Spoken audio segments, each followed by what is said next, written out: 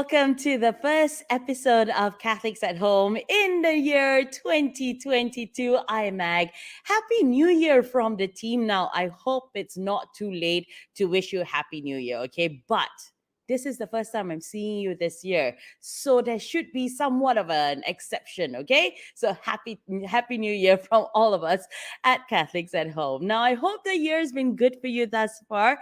And as always, we thank you so much for making time for us every Saturday morning to be with us on Catholics at Home podcast. Now, as we kick off the brand new year, it is inevitable for most of us to come up with plans, resolutions of what we hope to achieve in this whole year, right? And today, that's what the show is all about. Okay, but before I bring on our guest for today and jump in on how we're going to do this year, let's bring on our Catholics at Home resident priest, Father Clarence Davidas. Hello, Hi, Meg. Father. Happy New Year. I hope it's not too late. No, it's not. Happy 2022. So many twos in it. I know. How's the first 15 days treated you, Father? Can you believe it's been 15 days already? It's like half a year, half a month gone by. Yeah, I think since the last time we met at the end of December with our Christmas show, which was, over the Christmas period. I heard a lot of nice things, very, very, very nice, uplifting things about our Christmas special, Oh Holy Night special. Really great. I think it kind of brought a little bit of something to look forward to for people as they came into 2022. And like you said, 15 days gone by, just the blink of an eye. I mean, and the year will run by very quickly, just like it has been all these years, isn't it? But it's been good. It seems to get faster and faster every year, don't you think, Father? I don't know whether it's getting faster or our lives are getting more hectic, that we have less free time for ourselves. I mean, even for me, like you already know, we have moved parishes. And, getting into a new parish, it's always, both like excitement and anxiety, Some days you wake up with more excitement. Some days you wake up with more anxiety. It's not knowing what's going to happen or what you expected to do. But yeah, for me, I think this year will go by very quickly. Getting to know the parishioners, getting into, as you would say, into the groove of things. And so how are you settling in, Father? It's been almost a week being in your new parish. I think for me, it's about just feeding the pulse of the parish. At least for the first couple of months, it's going to be that. It's very hard for me. I usually don't jump in with all these big plans in my head, though I may have some directions that I would like to pray about and to move towards. But I think it's about getting the pulse of the parish, getting to know the people that you would have to minister, the people that you have to work with, and I think that's very important for me. That's very important. So this next few months is just that. With the social distancing in whatever way it's possible, just to meet up with people, listen to them, hear them out. People have a lot of things they have their expectations. So I think one of the challenges is managing people's expectations. When a new priest comes in, Father, they've got a long list of things. Father, you should be doing all these things, Father. I say, oh no, hold on. I said, first few months, let's all let's chill a little bit and let's get to know each other. I need to know them and they need to know me. Let's not forget. Absolutely. They need to know me also. So that's what it's going to be the next couple of months for me. It's going to be an exciting year for you, I'm sure, with all the plans and also all the plans that we have for Catholics at Home as well.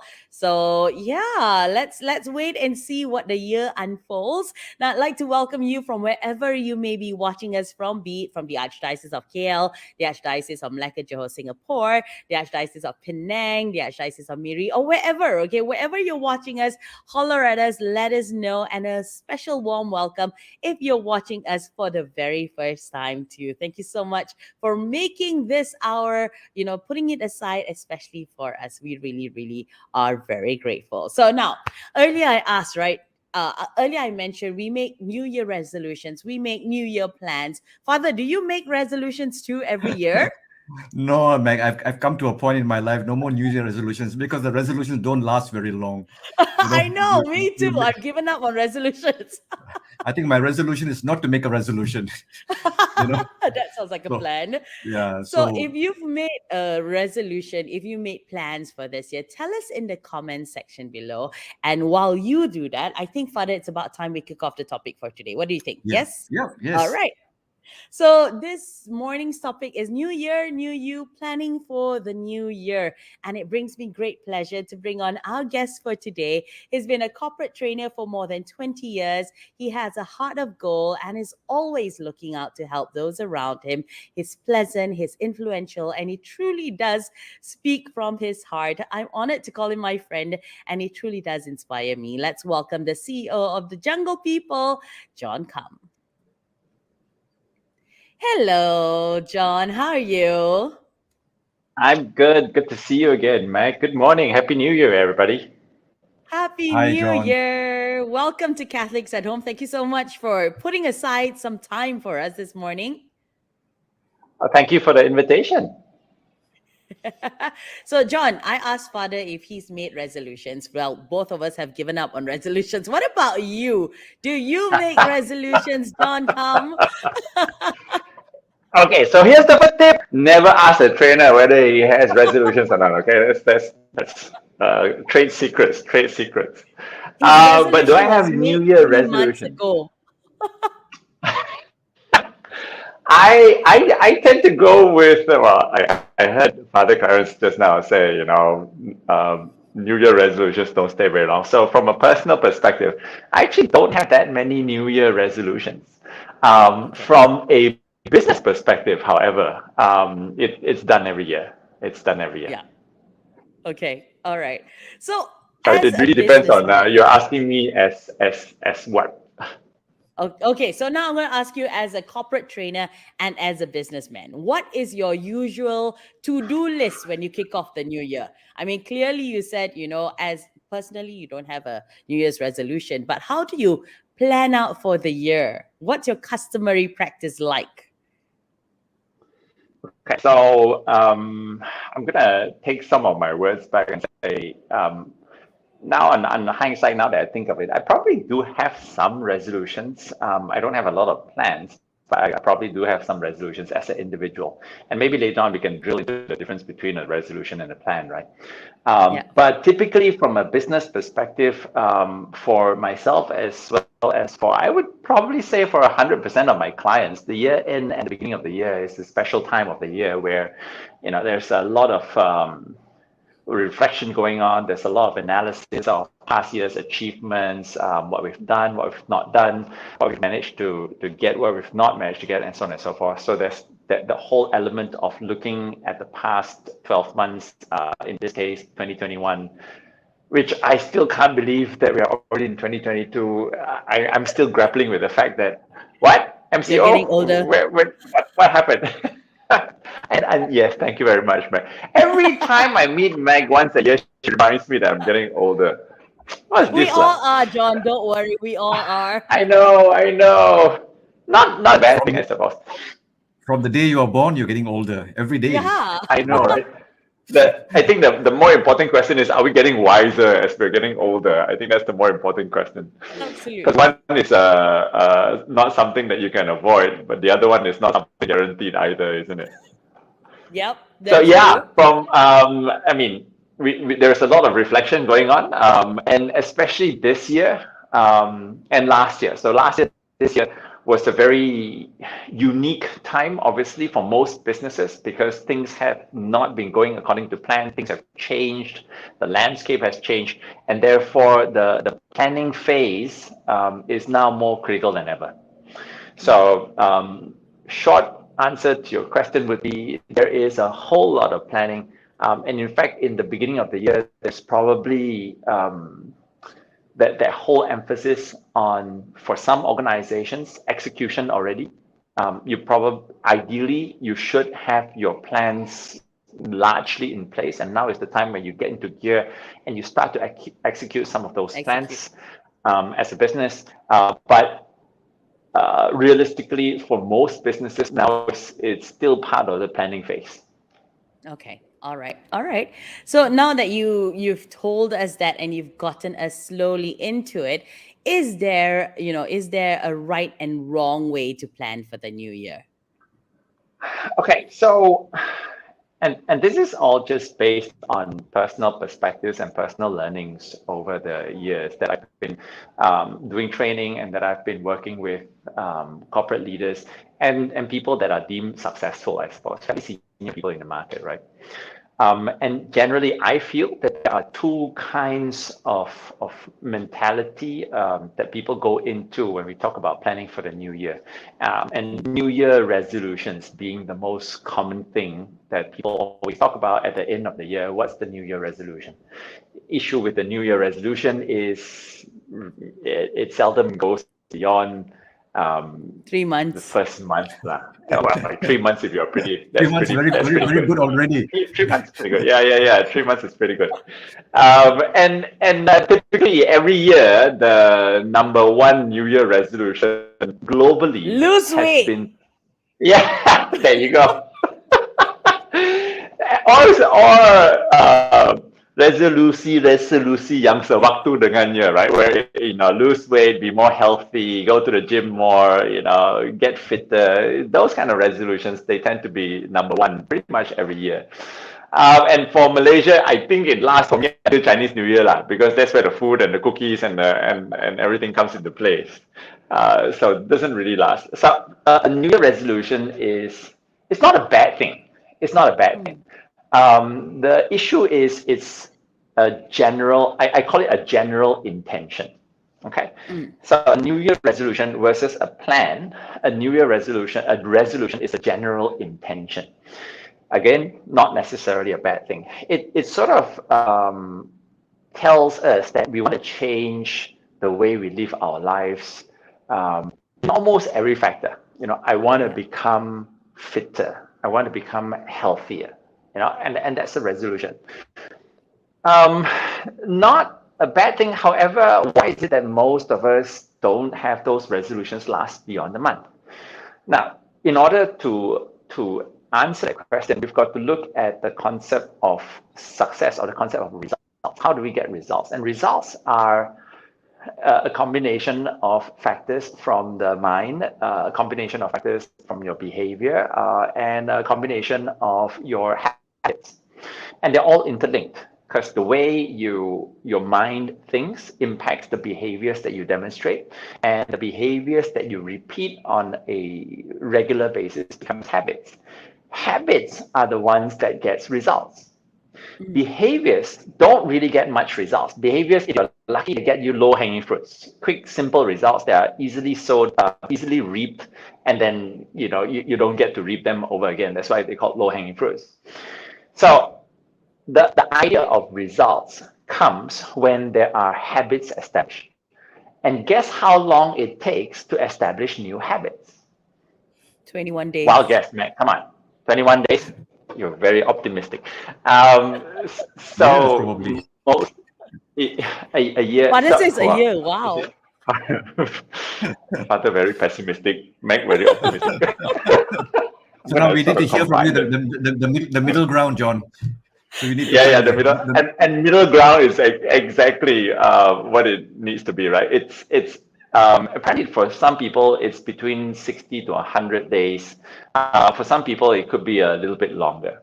So generally, I'm going to say about 3 months, 3 to 6 months before you establish it becomes a habit. So for the first 100 days, it essentially means you're trying to do something that you are not used to doing. You're may not have done before. It's not part of your psyche, which means there's enforcement issues, you have disciplinary issues, and you have to force yourself to do it. The good news is after the 100 days, you don't have to force yourself quite so much anymore because it's become embedded in the way you live. It's become routinized in your life. The problem is, as we don't last that 100 days. Now that's where the plan needs to come in. So what is the plan versus a resolution, New Year or otherwise, right? It doesn't have to be during New Year's. It's a nice time to do it, but it doesn't have to happen during New Year's. So the difference between a plan and a resolution. I said resolution is a general intention. A plan is for a focused achievement. Okay. So the difference here is now the zooming in of intention. So I want to get healthier, general intention. Zooming in, my plan is to lose 5 kilos in the next 3 months. That's a zoomed in intention.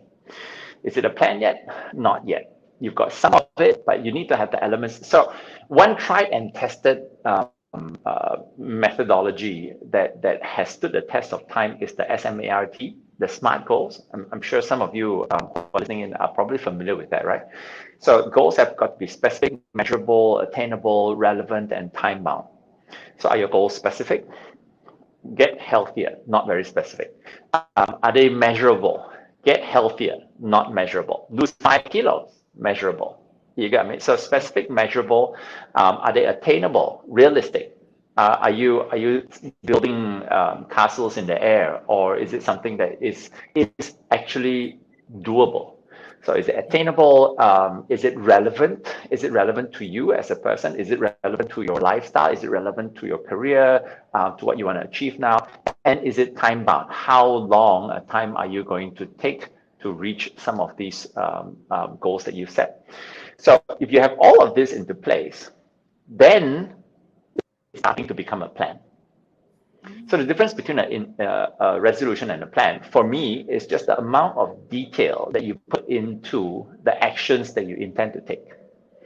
Resolutions generally don't have a lot of detail. They tend to cover every element of your life. You know, whenever I can, whenever possible, as much as I can, and statements like that generally gives you an idea that it's a resolution. A plan is way more detailed.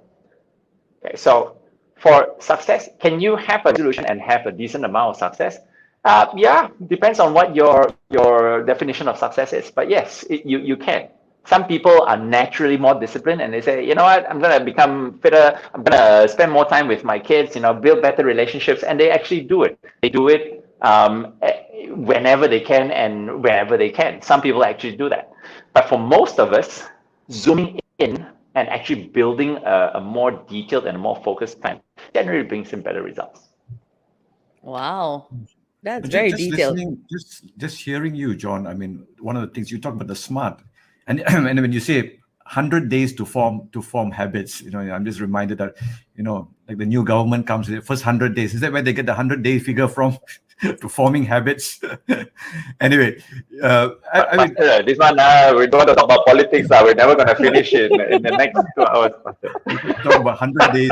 So where do people get 100 days from now to form habits? No, but just listening to you, I was thinking like, yeah, I guess the whatever resolutions you make and the actions that correspond to that resolution, it has to be intentional, isn't it? I mean, I think that's what I hear. Otherwise, it just becomes like building castles in the air. I mean, you just have this brick idea with no support systems or structures put in place. You know, I remember this. I remember this, you know, growing up. One of the things, you know, every year you make this resolution. Okay, this year I'm going to read the Bible cover to cover. You know, first week, wow, book of Genesis, semangat only read all. You know, but then you come to the end of the first month, like, you're already passing into book of Exodus and Deuteronomy. It's getting a bit boring now. The exciting, not you give up, you know, quite easily.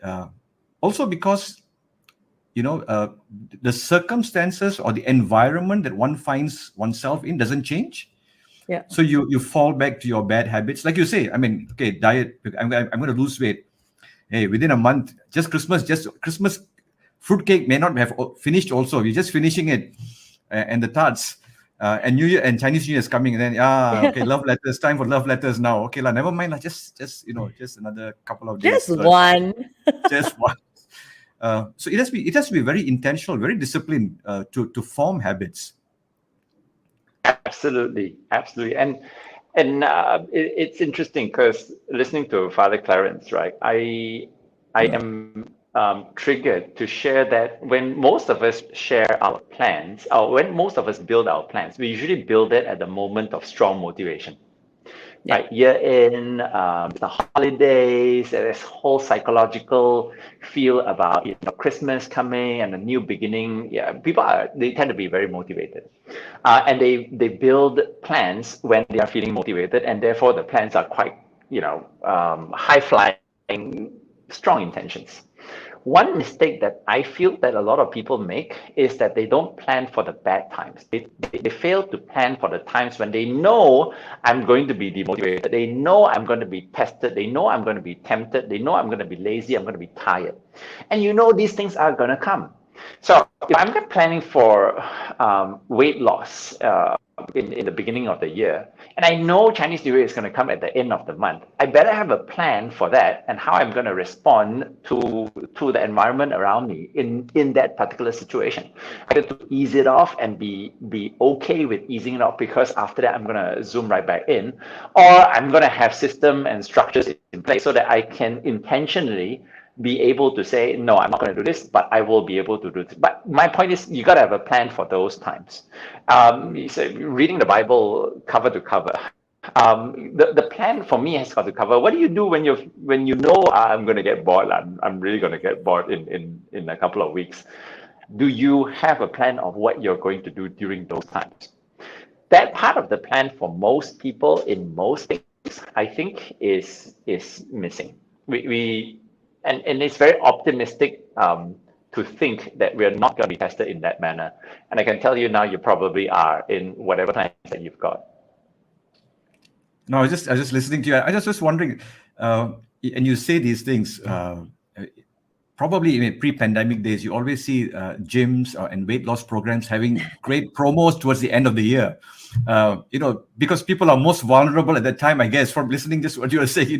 You feel guilty, even reading the Bible, for example. You feel guilty. You look back at the year and say, "Oh, I've not done anything. I've not prayed enough. Okay, I want to change. I'm going to do this." So, year end is also a time of vulnerability, isn't it? I mean, and I guess gyms and weight loss programs, they know the human weakness, and then they have all these promotions coming out, and people sign up for 15 months, 12 months, and then by the second month you're not going anymore. But coming back to a little bit more, you talk about corporate planning. Of course, corporate planning, there's always it's quantifiable because based on profits, how you want to lead the company, how you want to take it to another level. Personal plans, resolutions, sometimes it's hard to quantify also. John, you yourself, being a believer in that sense, I just want to kind of ask a question a little bit about, how do we work this out in tandem with our faith? What role does God play in all of this, especially personal goals, personal development? Otherwise, we can be very materialistic driven in a world like this and be caught in a kind of a crazy rat race to achieve certain things. How do you blend these two things? I mean, you're a man of faith also yourself, and you coach a lot of CEOs. I'm sure probably they also. Are you have some thoughts on this, John? I do, but it's not going to be an easy question to answer, right? Because I think for me personally, and I speak for myself only. Personally, how do I combine faith and business? Well, I think faith needs to be at the center of the business. Your values needs to be at the center of the business. You're not necessarily in the business to. How do I put this? You're not necessarily in the spiritual business, but whatever business that you build, I think needs to be built on biblical principles, if you're a believer. So that's one. The other thing is when you make decisions and you make plans, I think it's important to be guided by a set of philosophies and a set of personal values and personal principles. And it then stands to reason that if you are a believer, then those principles and those values needs to be aligned and guided by biblical principles. And whatever business decisions that you make, for me, has to align with that. And if it doesn't align with that, then it's obviously not a decision that you can make, no matter how tempting it is. And I say tempting because in the business world, it can get pretty tempting. If you, let's say, give a bribe. If I give a bribe, I get a $5 million ringgit contract. Should I give a bribe? But if I follow my plans according to the plans for the year, if I give this bribe, I'm going to hit those plans. I'm going to hit those numbers. I'm going to hit those targets. So why not? Can you do that? And I'm going to say, I'm not going to judge anybody else, but I will say that we don't, simply because it goes against the principles and the values that the company was founded upon. So while we say the plan and the goals really form the direction that you're pushing pushing the organization towards, I think it's also important to remember the foundation of the organization and what the organization was built on, and to, as best as possible, we're all human, sometimes we fail, but as best as possible to stick to those principles, especially when it's the bad times, right? I find it's not so bad, because during the bad times, you fall back on those principles. It's during the good times when people are throwing money at you, people are throwing good business at you, and they're saying, hey, if you do this, I'll give you that. If you do this, I'll give you this. That's where you got to hold on to the principles more than ever. So I'm not sure if I answered that question, but yeah, a lot of prayer, I suppose, and surrounding yourself with people who hold those similar values. And from a business perspective, they may or may not be believers, but we've somehow managed to align ourselves with a set of clients, with a set of people that have good values, good principles. And if you mix around with that group of people more, then the chances of you not sort of straying or being supported in those values and principles becomes much, much higher. So on that same basis, I feel that for people who are trying to achieve success in their goals and their plans, one key tip that I always share with them is watch your friends. Who are the people that you're mixing around with? And the people that you're mixing around with, are they people who share that same goal and who share that same plan, or who share that same philosophy? So if you're trying to lose weight, are you sharing most of your time? Are you spending most of your time with people who are healthy, who have good eating habits? Or are you spending most of your time with people who are foodies, who travel every day, 20 kilometers out of our house to visit 5 different hawkers in a day, and those are their goals? So, from that basis, I think where faith is concerned, if you spend more time with the people who have the same principles and values as you, you tend to have a support group, and therefore more likely to achieve the goals that you set out to achieve. But that's me anyway. The core values, I guess you're referring to. I think each one of us would have to set our core values and to stick with them, no matter what, through trials and tribulations. I think for me that's what really characterizes a person. You hold on to a set of values, and no matter what is thrown in your way, you believe in that principle. Like you said, I mean, it's very tempting out there. It's very tempting to sway to what the world thinks. I mean, I used to use this dichotomy between what the world thinks and what God wants of us in a kind of a very loose way. I use that kind of dichotomy, but yeah, I really agree with you in that holding on to those core values and to surround yourself with people who share those values. Like you said, I mean, if you are planning to lose weight and you are surrounded by people who are eating out every day, it's not going to work. The temptation. Do not hang around me. Do not hang around me. No offense to anybody, right? It's just you've got to sometimes make the choice of the kind of people that you're mixing with and the kind of goals that you set for yourself. And if the goals that you set for yourself are meaningful, important, and a large priority in your life, and then the people that you're currently mixing around with doesn't support that set of goals, then there is a misalignment, and hard choices have got to be made. So you either rework your choice of goals or you rework your choice of friends. And that's the hard reality. Yeah. And that's a hard decision to make as well. It's not going to be easy at all. Hard. Why do you think smokers find it so difficult to stop smoking? Yep, absolutely. You're right. Smoking is a social activity. They can't come on, yeah, have a steak, get a steak. And they're like, no, I'm trying to quit. What nonsense are you talking? You know what? Quit, just take the steak and go. Come on, let's go. So that pressure people find it really difficult to stop. I think when it comes to even losing weight, it's the same thing. You know, if you come from a family who likes to eat and they're like, what? You're trying to lose weight? No, eat this. I cooked your favorite dish. What do you mean you don't want to eat? How can you offend me? It's the mothers. I know, right? Why you eat so little? Huh? Why you eat so little? I used to get that from my mom. Why you eat so little? Why you say, Mom, like I'm not exactly small size, you know. Why you eat so little? And you don't like my cooking? You don't like my food? You're offending me. So you gotta get these people on your side. You gotta get these people on your side. You gotta, and it's interesting because and I've seen people who are trying to smoke, and then I've seen the smoker friends around them. I've also seen this person hold on to it, and after they hold on long enough, right, the people around them, the smokers, sort of say, "Don't disturb him lah. Don't disturb me anymore. Go." And then they learn, look, I don't have the goal of stopping smoking, but he does. So let's go smoke somewhere else.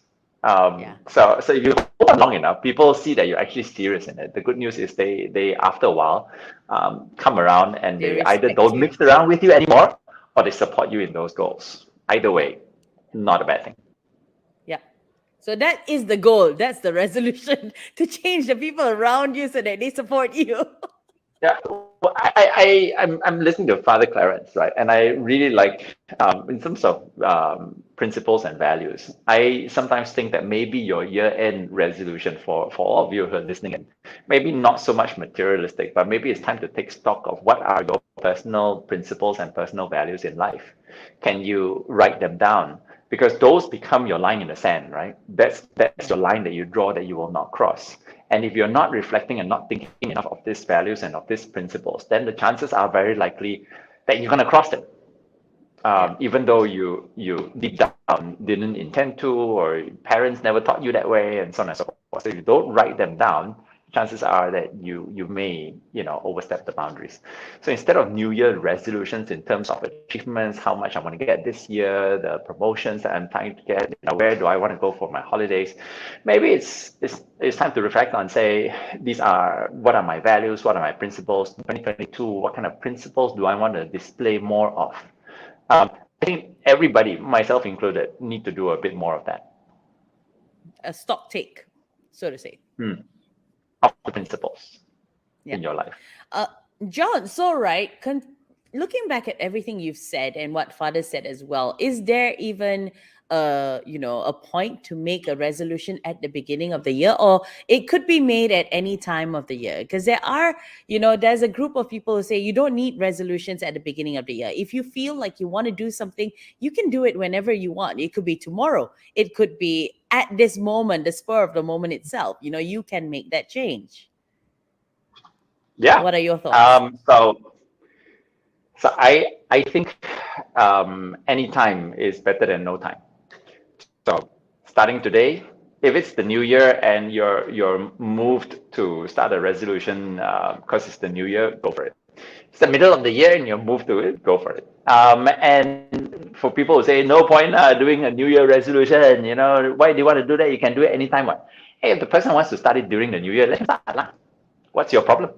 You're not hurt by that. Why can't we extend support for that person instead of pouring cold water and saying, it's a waste of time and so on and so forth, right?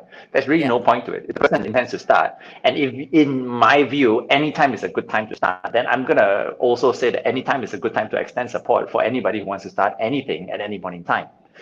Reason why people choose to do New Year resolutions is because of the environment around us, right? Yeah. It's more supportive of planning and resolutions at the year end and the beginning of the year, because everybody does it. Because from a business perspective, you're on leave, you've achieved your goals or you've not achieved your targets. It's too late to do anything about it right now. Therefore, it's a good time to stop thinking about what you've achieved, what you've done. And because businesses tend to start in financial year in January to December, for most organizations, it's also a good time to say, okay, January, since the company is moving in this way, these are my targets, these are my KPIs. Personally, I also want to be able to think of something, etc., etc. School is starting, you just have the environment where it triggers people to think about new plans, resolutions, and so on. Not a bad thing. But if you say, can I do resolutions at other times? Yeah, go for it, man. Anytime is a good time. All right. Fadil, do you have anything to say? It seems like you're deep in thought. Deep in thought. No, I think we have so many occasions to reflect. It doesn't have to be a new year. It can be a birthday, an anniversary, a new job. I mean, a new assignment for me. Like for me, I think there are so many opportunities. I mean, for us Christians, and then there's the season of Lent that comes afterwards. Like what John says, I think any time is a good time. It doesn't have to. I mean, all the stars don't have to align, and in order for you to make that change. But I like what John says in the sense that there are lots of people out there who are very pessimistic. In the sense that they pour cold water on if you are excited to do something. Sometimes I believe that's what we need. We not the pouring of the cold water, but friends who really support you, even though they may not agree with, maybe they don't want to be on board with you on that plan, but who support you. That's something that I was just thinking with John was saying. Even for a lot of us, the people around us that keeps us going. I've even as a priest, I've had so many occasions when people just come up to you and they say, you've been doing this. Have you done this for this year? And suddenly you kind of, you realize, hey, I've kind of slackened in this area, and then I need to keep going. And it doesn't really matter with this new year. I think this new year hype is, I don't know how it came about, but it's something that everybody talks about, a New Year resolution. It's a new beginning, Father. They take it as another opportunity, a new opportunity to do something, I guess. I suppose so. I mean, when you're in school, it's a new school year. Yeah. You're going into when you were young, it's all excitement. School year, new uniform, new tech. Maybe shoes. It could have stemmed from that, though, Father. I mean, possibly. When you go to school, right, in the new year, you're in a new standard. You're learning new things. So people, I don't know, it could have. It's also the turning of the seasons. Yeah. Right. You've got winter coming to an end. Spring coming in. For us, rainy season, flood. Way to end the year, right? Floods, and now hopefully in January, floods slowly receding, and it's cyclical. Yeah. And because it's cyclical, sort of signifies a new point. Oh, we've lost John. Okay, Father. So since we've lost John, perhaps John's New Year resolution should be to get better internet connection. We should ask him afterwards. He said that it only happens on this particular app, so maybe we'll see what happens. It's very interesting because it kind of like resonates with what. Even in our own liturgical cycle, the calendar, we start with Advent coming in, and then Christmas, and then we go into, from feasting. I always say that, from feasting in Advent, we go to fasting in Lent. Yeah. And in some ways, not just reducing this whole resolution to about losing weight. I don't know how come you got hijacked in that direction, but, setting goals for oneself. And I like the way John says, achievable goals. Sometimes we need that even in our own faith life. Like I said, when I was young, read the Bible to cover. It never. Let me be very honest. It never happened. I would kind of give up very quickly. It only happened much later when I joined the seminary. I have failed many times, Father. But John, would you say that if you, let's say you take, if I may use this word, if you take bite-sized steps, small things, before you arrive at the bigger things, is that something that helps you achieve the goals that you set? Because sometimes we want to just take on the whole world and change everything about ourselves, and we end up not changing. I want to lose weight. I want to achieve this. I want to do that. Is it something that we should think about? Just look at something that is more achievable on a short term, gives you some satisfaction, and then you are inspired to go to the next step. What are your thoughts, John? Absolutely. So there are two concepts that are sort of interrelated that I'd like to share, and this was from my experience setting goals for myself and for the team, as well as during the training programs that we design for our clients. Right. So many years ago, I was with a group of ladies, largely ladies, and their CEO and COO had challenged us 6 months ago to say, John, can you bring these guys up the mountain? And he was talking about Gunung Kinabalu. And in the beginning, I was kind of iffy about it because we're talking about ladies who, um, in the first place, they weren't young. Sorry, ladies, if you're listening to this, they weren't young. They weren't exactly in the most physically fit condition. But we had about 6 months, 8 months kind of lead time, and therefore we drilled and we physically pushed them. And I'm not a fitness trainer, and we don't do this all the time. We're more in the corporate boardroom more than anything else. But because this was a leadership program that said, here's the end goal, we took it upon ourselves, and we did a lot of stuff. So long story short, when we reached the mountain, there was a lot of fear and there was a lot of hesitation, a lot of anxiety among the ladies as to, John, I don't know whether we can make it up. John, I don't know. John, do you think I'm going to die? Literally, somebody asked me, John, do you think I'm going to die? I don't want to die.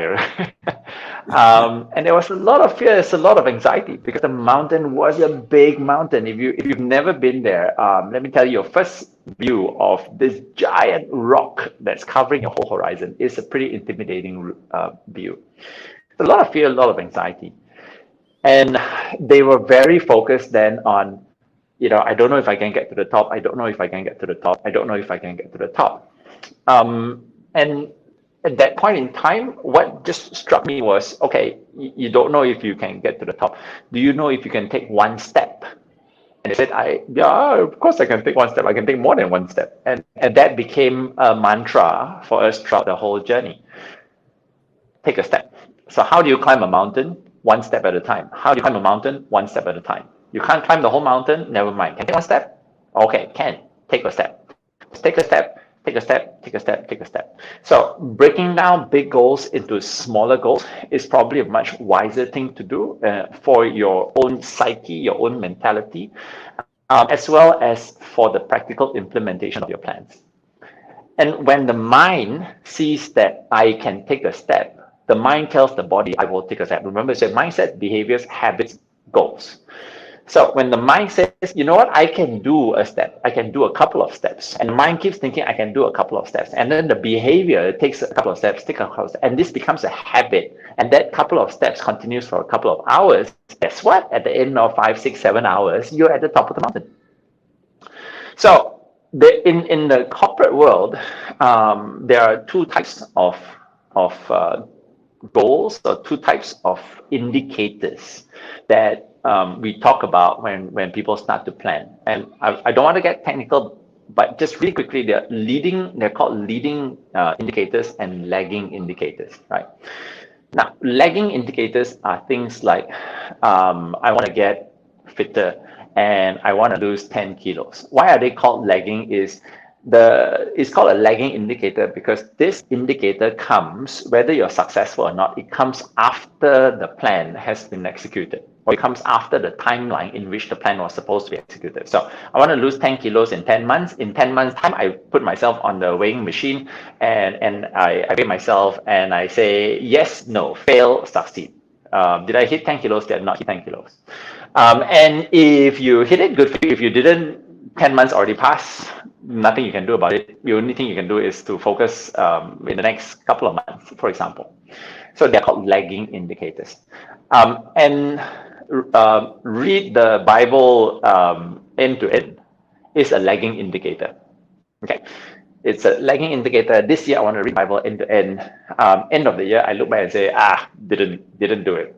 Or end of the year I look at it and say, woo, achieved it. But it's lagging because it comes after the duration of the period of execution that we were looking at. What's more important for all of us is to be aware of what we call leading indicators are. Now, leading indicators are the things that you need to do in order for you to get to the lagging indicator.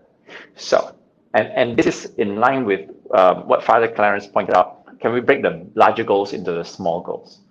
And this is me putting Father on the spot and say, if I want to read the Bible end to end, then on a daily basis, I should be reading how many pages? Oh, quite a lot. I mean, quite a few chapters, 5-6 chapters a day. Okay, 5-6 chapters a day. Yeah. Right, 5-6 chapters a day. And your plan then needs to revolve around the 5-6 chapters a day, not the end to end in a year. So if you're in sales, and those of you who are listening, sorry, I'm more used to corporate goals, right? So if you're in sales and you say, I want to get 10 million in sales this year, for example, that's a lagging indicator, 10 million in sales by the end of the year. A leading indicator are the factors. What are the factors that influence that 10 million? Is it the number of people that you meet? Is it the amount of coffees that you have with clients? Is it the number of phone calls that you make? Now, all of these are leading indicators. So when you make your plan around make 20 calls a day, meet 5 people this week, and so on and so forth. And you manage and you focus on those areas. And you don't worry so much about 10 million this year, 10 million this year, because there's nothing much you can do about that until the end of the year. And then you got to take a stock shot and see whether you're actually achieving that or not. So when people overly focus their emotions and their mentality on that lagging mindset, they become very anxious, they become very fixated, but it's not very result driven. Even though that's what they live and that's what they think, and that's what they are obsessed about. But the world is going to fill your day with lots of stuff and lots of distractions and so on and so forth. And therefore, can you achieve that? Maybe not. But there's a lot of stress involved if your mentality and your psyche is always, obsessing around that. So think instead of managing your daily routines. And then your daily routines must be filled with leading activities that will move you towards those goals. So if you find, for example, I'm going to, in order for me to read the Bible end to end at end of the year, I need to have at least half an hour of free time where I can be quiet by myself. Then your plan needs to revolve around how do I get that half an hour free time by myself and not worry about read the Bible end to end. You get what I mean? So leading indicators versus lagging indicators. Don't get caught up with lagging indicators, because if you're obsessing about that, it becomes a daydream. It becomes something that you're always thinking about, but you're not acting on. Whereas when you focus on your leading indicators, you will start to identify what are the factors that influence those goals, and therefore what are the factors that you need to zoom in on a daily basis. Hi, John. Where were you when I was growing up, John? I mean, if I heard this before, I would have read the Bible from page 1 to the end and from the back to the front many times over. I always got stuck in those lagging areas in the growing up years. And then we get stressed about it. We get stressed about it. Are you? I haven't done it. I haven't done it. You feel guilty at the end of the year. You become demotivated as well. You feel guilty at the end of the year. You feel guilty, and then the New Year resolution comes in again and say, "So, this year I better spend more time with my kids. I better spend more time with the kids." And when I do that, spend more time with my kids, this is a lagging indicator, right? And I said the world's going to come in, distractions, work, crisis, and so on and so forth, and all of that is going to stop you from spending more time with the kids. But if you say on a daily basis, I'm going to set aside 20 minutes. I'm going to find a way. How do I set aside 20 minutes from 7 o'clock in the morning? Maybe wake up half an hour earlier and spend the time with my kids. You're going to find that at the end of the year, will you have spent more time with the kids? Absolutely. Nice. Very interesting. I And hope Michael, you're learning something from John today because we sure are. Father wanted, to rewind time and go back to his childhood as go well. back to my growing up days. I mean, I would So, have so rented. did I, man. When I learned this, I went like, I had the same reaction. I'm like, yo. But here's the good news. Today is the beginning of the rest of your life. We established that in the beginning. So, John, as once again, as I was listening to you, some thoughts kind of triggered for myself. You talk about business goals, you talk about personal goals, but we also can't run away from the reality. This last 2 years has been very, very challenging for a lot of people. Yeah. Even our own Christmas show was an attempt for to give people some kind of hope, and things are slowly beginning to pick up in whatever way. I mean, people are going out, more people are out. I mean, I'm not here to judge whether it's safe, not safe, but I think people just feel that they need to get out for some way for the mental sanity also, the health of the person. For someone who has been, then we have the floods. Yeah. If it wasn't enough for the pandemic, now you got hit by the floods, and we know friends who are really lost literally everything. Everything. John, what would you say? I mean, for people like this, what should they look out for? I use the word to rebuild their lives. I mean, in a practical, in a very down to earth way, when they have lost so much, everything. Sometimes, you think that's. I mean, I don't want to belittle or insult anyone, but sometimes you feel like it's life is not worth living. When it rains, it pours, kind of thing. I mean, literally, actually. How would you motivate people like this from your own coaching experience? okay, so 2 weeks ago when the floods hit KL, it was something that was totally unexpected. It was something that none of us and could have anticipated, right?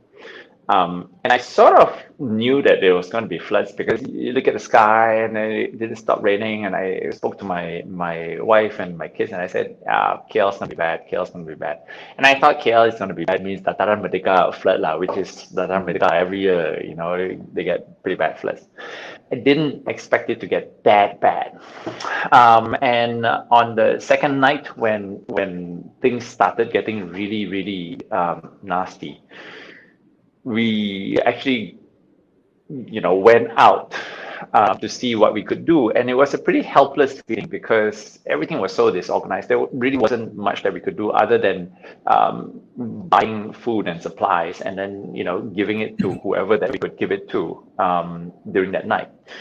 But then the next day, there were lots of calls on Facebook, and friends were texting and so on and so forth, and they said, we need this, we need that, we need this, we need that. And we then said, look, can't sit around. We can't sit around. Let's go do something. What are we going to do? Don't know. Do something. And that's what I think people need to do. And it's way easier said than done. And I say this with all due respect of those who have faced the challenges and the difficulties. I don't mean to belittle your challenges. And I know that if I was in that situation, it would be really, really rough on me as well, because we ended up on little rafts and we were paddling in to help people who wanted to come out. And we did several trips like that, and I could see the devastation firsthand. And for those of us who are not affected with the flood, you don't understand the amount of damage that has occurred. And we tend to think, so it's simple for me, right? We were paddling and we reached a place where we couldn't pass because the cars were parked all over the road. That's what I thought. And I'm thinking, what? These people parking? Why are they parking everywhere in the middle of the road? And then I realized it wasn't that they parked everywhere in the middle of the road. It was because the flood waters were so strong that they had jammed all the cars and lifted them across the street all the way down and jammed them into a place where they got all stuck together. So that was the force of water that we were talking about. Okay, just to put things into perspective of how bad and how damaging it was. So first point I'm trying to make here is that you can't do everything, but you can do something. And you don't want to sit around waiting for something to happen. You know that whole phrase of in this world, there are different types of people. Some type of people, they wait for things to happen. The other type of people, they Go make on things and happen. get it. happen. Yeah. So actually, that's very, very true. That is very, very, you can't do everything, but you got to do something. And something is better than nothing. And this is on both perspectives. If you've been stuck in that circle, your business has been affected, whether it's COVID, 300,000 businesses went down in the last 2 years. Close to 1 million people lost their jobs in the last 2 years. It's not been a good time. And then some of those people gonna flood some more. Aduh. And when you look at the flood, I had a couple who was in the raft, and as we were paddling, making small talk, like, "You doing all right, bro?" And like, "What to do? See my car? I just bought last month." Oh no. Really, and I am thinking, wow, I wouldn't know what to do. But went back, thought about it, and I said, it doesn't matter what you're doing, do something. Because when you're not doing anything, that's when negativity comes in. That's when sometimes a sense of entitlement comes in. Somebody should come and help me. Somebody should do something for me. Somebody, government, etc., etc. I have a sense of entitlement, and I have a sense of hopelessness because it's not me. Somebody should do something for me. So my advice is, you go do something. And it can be anything at all, but do something. And that something will lead to something else, because there will be progress, and that progress will lead to something else. That progress will lead to something else. What is success? Success is a repetitive behavior with little results on a daily basis. And it builds up and builds up and builds up and builds up. And I see the people who are cleaning their homes, and success is a daily habit. You think you can clean a home in one day after that kind of flood? It's going to take months. Let me tell you something. To get it back to where it used to be, it's going to take months. So if you're sitting around and you're hoping that somehow the house is going to clean itself, no. You look around you. So same rule as the mountain, right? How do you climb a mountain? One step at a time. How do you recover from this? One step at a time. Got no more money. Can you clean the house or not? Can. Okay, go clean the house. Because that gives you the mentality that is self-empowering. It tells you, I am doing something. And the mentality of I am doing something and I am able to do something is powerful, right? So that's my perspective. Do something, don't sit, have the discipline of action. So that's one. And a funny story was when I was rafting, and there are some people who want to stay put. Yeah, some people don't want to come out because they got double-story homes. They prefer to stay there. Just give me some food, give me some water, battery. What do you call that? Charger. Yeah. The power banks were one of the most sought after items at that time. And as we were rafting down, I saw this elderly gentleman, and all the cars are underwater, mind you. All the cars are underwater up until maybe the height of the door. Some of maybe the height of the window. They're all underwater. So there was this uncle, and he had a pickup truck. The pickup truck was underwater. Oh. But what he was doing that caught my eye was he was washing the parts that wasn't underwater.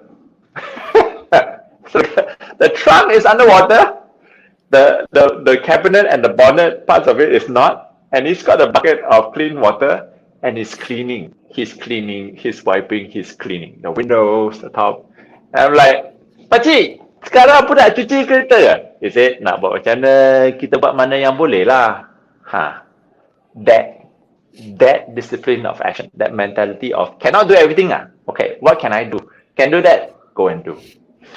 So in this situation that everybody said, from a business perspective as well as from an individual perspective, if you're going through a crisis in that manner, do what you can. Do what you can, and it will grow and grow and grow as you progress. If you don't do anything, there will be no progress. It's going to continue being dark and gloomy, and you're not going to be attracting people because of energy and activity. So when you're doing something and you're acting, right, there is energy around you. People are attracted to energy. People want to know what's going on. People come and check in and say, "Hey, what are you doing?" "I'm doing this, and say, cool. Maybe I can help you. Maybe I can, and so on and so forth. You sort of attract people via the energy that you're on. So I cannot emphasize enough the importance of action during times like this. I will, however, say that it is not going to be easy, because those are the times that you don't feel like acting. Those are the times that you're feeling depressed and frustrated and angry. Fake it till you make it. You gotta act. You gotta act. Father is deep in thought again. As John was saying, just flashbacks of stories that people have related. The church that I am in, or I was in, was also submerged in 3 feet of water, 3.5 feet of water. And the thing about floods, and I keep saying to people, is that with fire you can try and fight, you can try and put it out. With floods, there's nothing you can do except sit back and see its devastating effects. That's all. Really, you can't do anything. You feel, I felt so helpless, and for people, I think what John was saying, it's a nice story. The Pachi could do what he thought, make the best out of the situation. And I think it keeps you motivated, keeps you going. That's something that, for our viewers out there, I think that's what we really need to inspire people to. I just wanted to say, it's a matter, the old cliched saying, if you look at a glass, whether it's half empty or half full, isn't it? How you look at life. But for people who and can you make it half full? Okay, so the glass is full of dirty water, then can you clean the glass? Can you take away some of the water? And it was amazing. I have to emphasize, your car, it's such an easy situation to sit back and say, what's the point of cleaning my car? What's the point of cleaning my house? And when we went in there, the flood waters was still 5 feet high, and this was receded. It had receded 4 feet. The place that I went was probably about 9 to 10 feet of flood waters. So by the time we went in, it had already gone down to 5 feet. And who would think of cleaning your car in 5 feet of flood waters? Nobody would. And is it a pointless exercise? Yeah, you could argue that it's a pointless exercise. I'm saying that it gave Pachi something to do. It focused his efforts. It stopped him from self-pity. It stopped him from wallowing in despair. And it told him, I can do something, and therefore I will do something. And that's a powerful mentality to have. Yeah, definitely. Now, Father, I have a question though. We've spoken about what we can do, but in Proverbs 6:9, it says, "The heart of man plans his way, but the Lord establishes his steps." So what role does faith play in planning our lives? There's only so much that we can do, but sometimes what we plan may not come out to what we hope to achieve. Yeah, I think trying some months ago we had this conversation with Father Richard. I don't know if you remember. Doing God's will. How do we know what God wants us to do? Yeah. And sometimes it's trying to be able to discern in a difficult situation. What gives you peace? What gives you joy? And like what John was saying, does it kind of coincide with your core values, your core principles? That helps you to know what God wants. It's very hard to know the mind of God. I wish I had people always ask me, Father, what does God want me to do? I said, wait, I need to go and borrow the crystal ball from someone and see whether, to know what the mind of, if I knew the mind of God, I would be on par with God. I would be God. You will have to worship me for me to know what the mind of God. But sometimes, you never know. I kind of subscribe to this principle also. God helps those who help themselves also. You have to sit back and just say, okay, God, you will help me. I mean, there's always this story about, you talk about floods, a guy sitting on the rooftop, a boat comes, say, come down, let's go. No, I'm waiting for God to help me. Then a kind of a bigger raft comes. I'm waiting, and finally the flood waters swallow him. I say, God, what happened to you? I sent you 3 people to help you, but you didn't want to go. So sometimes I believe in situations like this, we also need to find a motivation. And I think that note that John was saying, to finding something to do something rather than sit back and wait for people to do things for you, keeps you motivated. Yeah, it is not easy, Meg. I mean, I'm sure stories that I've heard, people have lost loved ones. It's going to take a mountain of effort to beyond Kinabalu to rebuild their lives, and to get back where we were or where we want to be.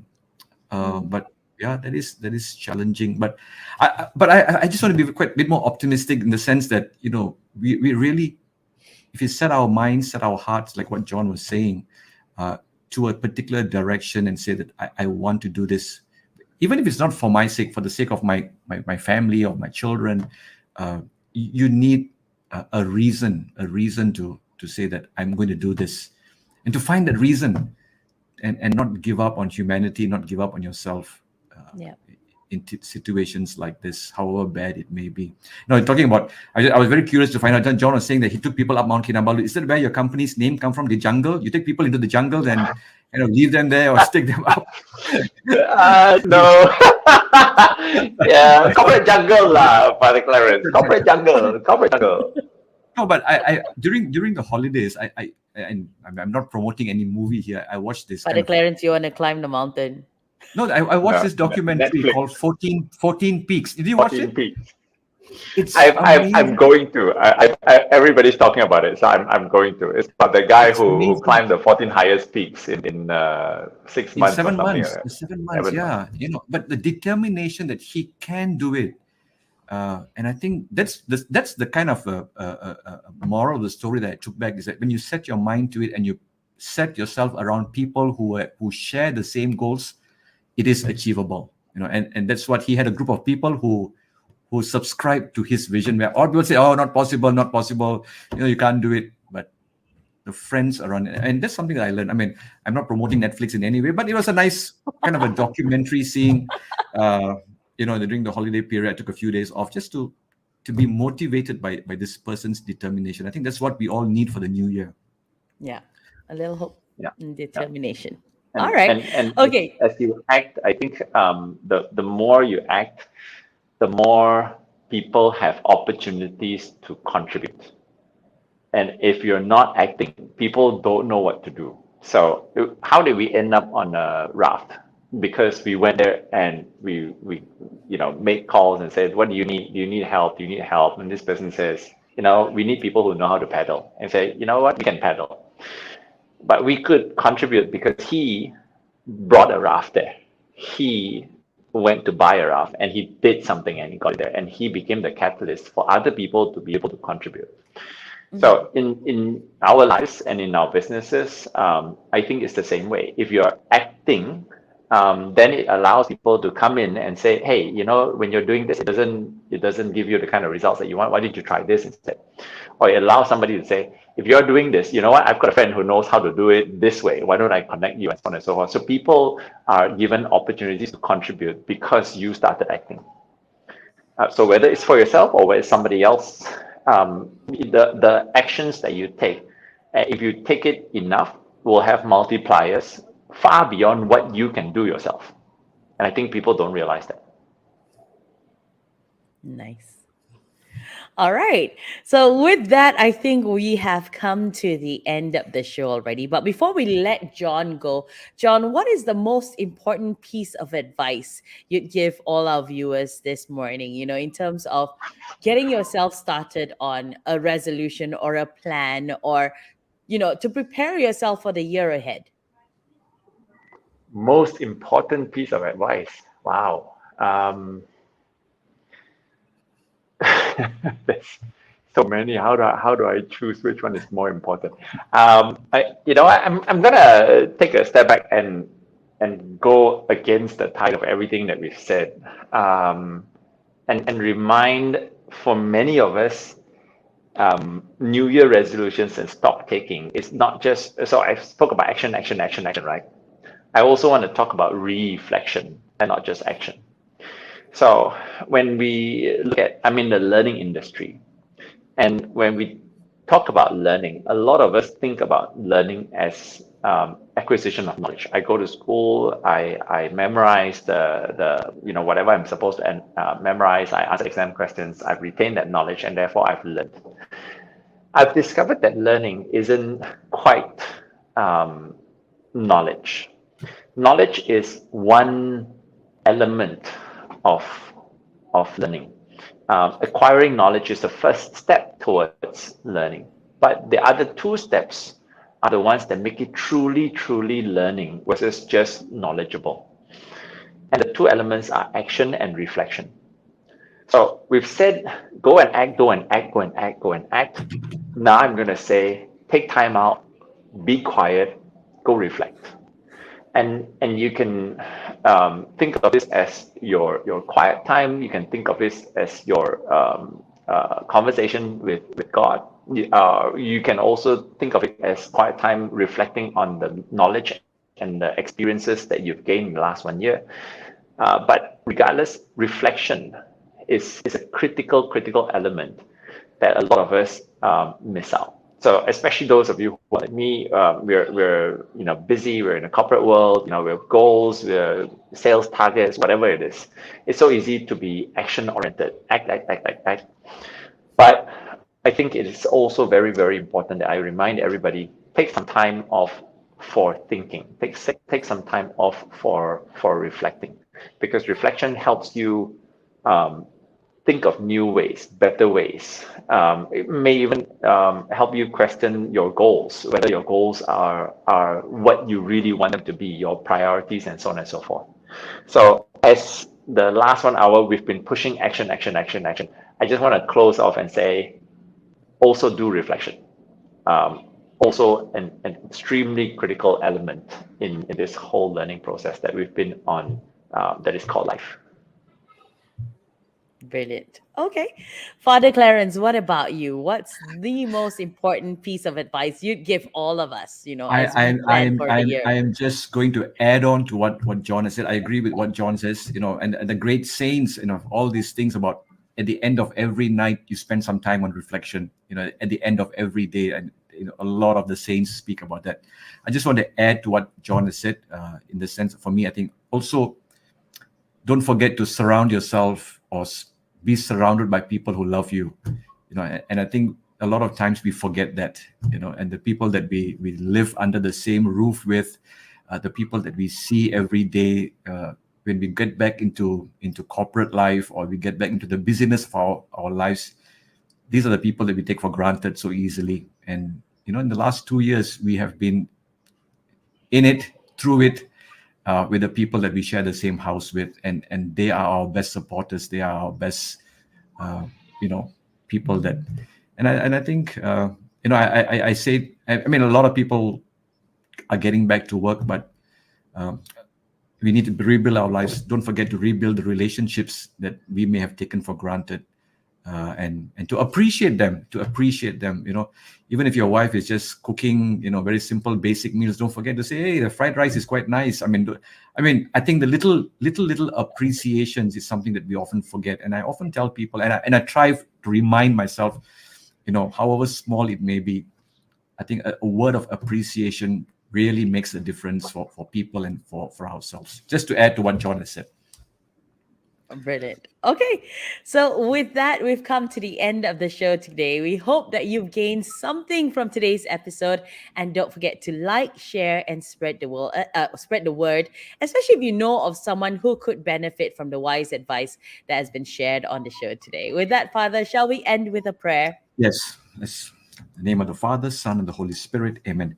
Dear Lord, we thank you for the gift of this new year. We thank you for all that you have blessed us with.